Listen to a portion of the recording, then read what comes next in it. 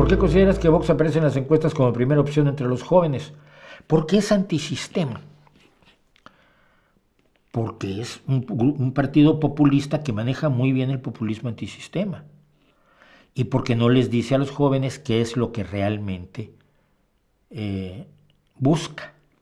Su mensaje está, como el de Donald Trump, que finalmente es un populista de ultraderecha, su mensaje está diseñado con muchísimo cuidado para tocar las fibras sensibles de los jóvenes. Tu vida va a ser peor que la de tus mayores. Y la culpa la tienen los inmigrantes. ¿Por qué? Mis mayores están traicionándome, dejando que entren inmigrantes y dándoles mucho dinero. Uy, les dan miles de euros todos los meses a todos los inmigrantes ilegales que entran a España. No es cierto.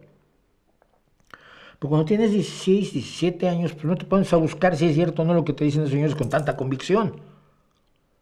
Mi hijo me lo comenta, dice, es que hablan de Vox y no saben lo que están diciendo. Sí, pero él se rodea a su alrededor hay gente de 14, 15, 16, 17 y 18 años. Tiene 16, pero se lleva muy bien con gente mayor y menor. Y le preocupa, porque el mensaje llega muy fácilmente porque está muy bien hecho. Y por otro lado, nosotros tenemos los demócratas, ya no te digo de izquierda o de derecha, los demócratas tenemos un mensaje mucho más complejo que no podemos dar en tan pocas palabras y que no es tan emocionante. Que no es y no es tan simple. La democracia nunca es simple, la democracia siempre es compleja.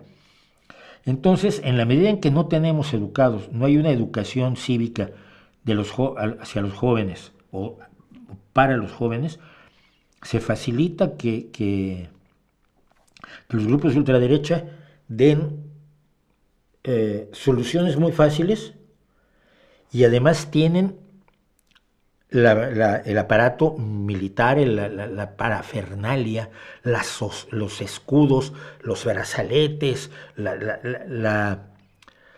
el merchandising de la derecha, que es muy atractivo, es muy bonito, uy, somos muy machos todos y vamos a coger el fusil y pum, pum, pum.